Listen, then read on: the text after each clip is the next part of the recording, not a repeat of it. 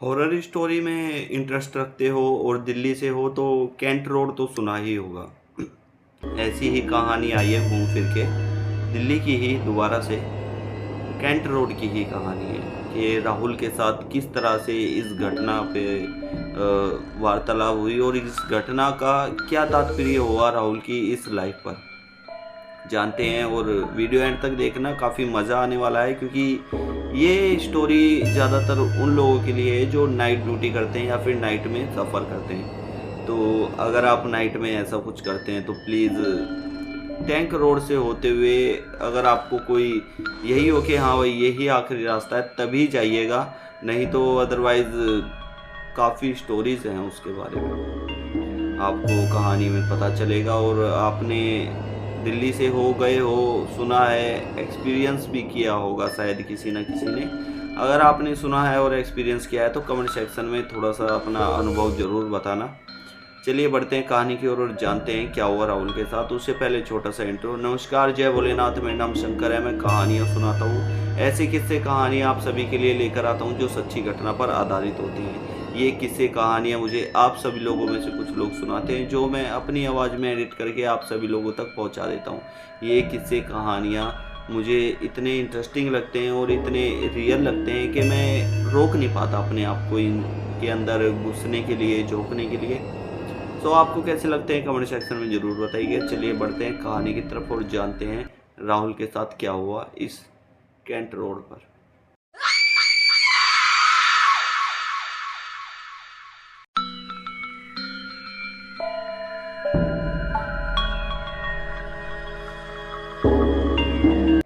राहुल एक delivery boy था जो नाइट में डिलीवरी का काम किया करते हैं, जोमेटो या फिर किसी भी चीज़ में मान लो। डिलीवरी करते करते उसे रात को एक करीब 2:30-3 बजे के आसपास ऑर्डर आता है। तो बॉस कहता है कि राहुल ड्यूटी पे तुम्हारी लास्ट डिलीवरी है, तुम देते देते अपने घर की तरफ निकल जाना और मन करे तो आ जाना, ओवर टाइम भी लगा लेना। क्योंकि राहुल पूरी रात काम किया करता था।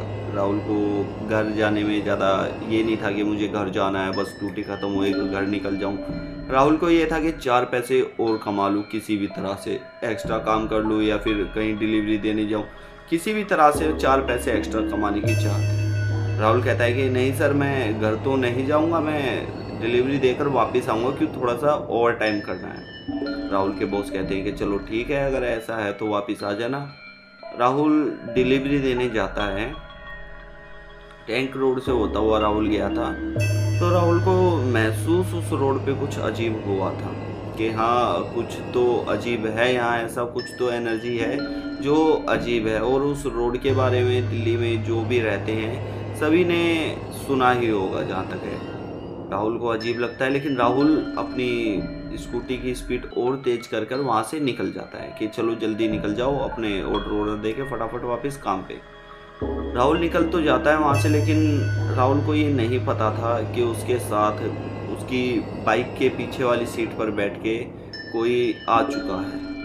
जी हाँ, राहुल डिलीवरी देता है, डिलीवरी दे के वापस आता है अपनी जॉब पर, दोबारा से काम वाम करने लगता है। तो अकेले में भी काम होता है क्योंकि जब डिलीवरी नहीं होती तो बैठ जाते हैं, इधर उधर चले जाते हैं, काफ़ी जने होते हैं नाइट में जो ड्यूटी करते हैं। लेकिन राहुल अकेला जाकर छत पे बैठ जाता है और छत पे बैठकर हिलने लगता है, आगे पीछे इस तरह से हिलने लगता है। नेक्स्ट ऑर्डर आता है, राहुल कहाँ है, राहुल कहाँ है।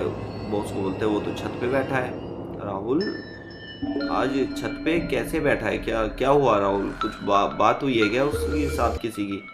नहीं सर, बात तो कुछ नहीं हुई, आया ऑर्डर देके और सीधा छत पर चला गया। अब मालिक राहुल को जानता अच्छे से, क्यों राहुल पुराना वर्कर था और राहुल जैसा शायद कोई वहाँ काम ही नहीं किया करता था। क्योंकि जब मालिक के जो दोस्त हैं उन्होंने कहानी सुनाई हमें तो उन्होंने उन्हीं के साथ बैठे थे वो भी, और हमें बताया कि राहुल जैसा कोई वर्कर था ही नहीं, ईमानदार और अपना काम एक जिम्मेदारी से निभाने वाला, और काफ़ी क्वालिटीज़ होती हैं जिसको मालिक पसंद करता है, वो क्वालिटी का राहुल था। मालिक ऊपर जाता है, राहुल को देखता है, हाँ भाई राहुल बैठा तो हुआ है और राहुल जोर जोर से यूँ हिल रहा है। राहुल के पास जाते हैं, राहुल के कंधे पे हाथ रखते हैं। राहुल क्या हुआ बेटा, तबीयत तबीयत तो ठीक है ना? क्या डिलीवरी देने गए थे, कोई बात हुई है क्या वहाँ? मुझे बताओ। राहुल जस्ट टर्न करता है अपनी नेक को, गर्दन घुमाता है अपनी, और ऐसे जब उसकी आंखें उसका मालिक देखता है तो आंखें की ये जो पुतली काली कलर की होती है, ब्लैक कलर की होती है, ये उसकी वाइट पड़ चुकी थी, और चेहरे की नस, गले की नस एकदम जैसे ब्लैक ब्लैक ब्लड हो नसों में, इस तरह से बिल्कुल नसें खड़ी हो गई थी। मालिक देख के राहुल को अचानक से, क्या हो गया भाई बंदे को अचानक से, यार ठीक ठाक बंदा अभी गया डिलीवरी दे के आया ही है, क्या हुआ? वर्कर को आवाज़ मारता है कि हाँ भाई जल्दी ऊपर आओ फटाफट से, राहुल को न जाने क्या हो गया, फटाफट हॉस्पिटल ले जाओ, पहुँचाओ इसे। सभी आते हैं, उठाते हैं, हॉस्पिटल लेकर जाते हैं। ब्लड जब उसका टेस्ट किया जाता है और भी टेस्ट होते हैं तो रिपोर्ट बिल्कुल नॉर्मल थी कि हाँ भाई इसे कुछ भी नहीं हुआ, ऐसी कोई तबीयत ख़राब नहीं है, कुछ दिक्कत नहीं है, बाकी इसका ध्यान रखो, इसकी शायद कमजोरी आ गई है, पूरी रात जागता है, काम करता है, कुछ दिक्कत हो गई होगी। राहुल को घर ले जाते हैं, खाना पीना खिलाते हैं। मालिक कहता है कि राहुल तुम कुछ दिन छुट्टी पर रहो, तुम्हारी जो भी दिहाड़ी बनेगी, जो भी पैसे बनेंगे मैं पहुंचा दूंगा, लेकिन तुम 2-4 दिन की छुट्टी ले लो।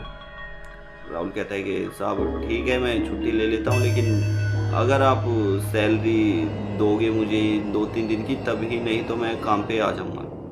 मालिक कहता है टेंशन मत लो, मैं जितने तुम्हारा बनेगा मैं उस हिसाब से तुम्हें दे दूँगा, तुम कुछ दिन आराम करो क्योंकि तबीयत तुम्हारी ठीक नहीं लग रही। राहुल को घर पे आराम करने के लिए लेटा दिया जाता है।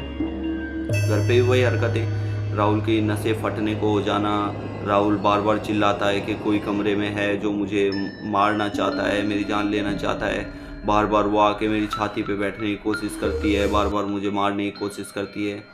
ये राहुल किसी आदमी के बारे में भी बोलता था और किसी औरत के बारे में भी बोलता था कि कभी वो मुझे दिखाई देता है, वो मेरे पास आकर बैठता है, कभी ये बोलता था कि वो मेरी छाती पर आकर बैठती है, मेरे को दिखाई देती है, वो कहती है कि हमारे साथ चल तू भी, हम तुझे ले जाना चाहते हैं, इस तरह की बातें करता था।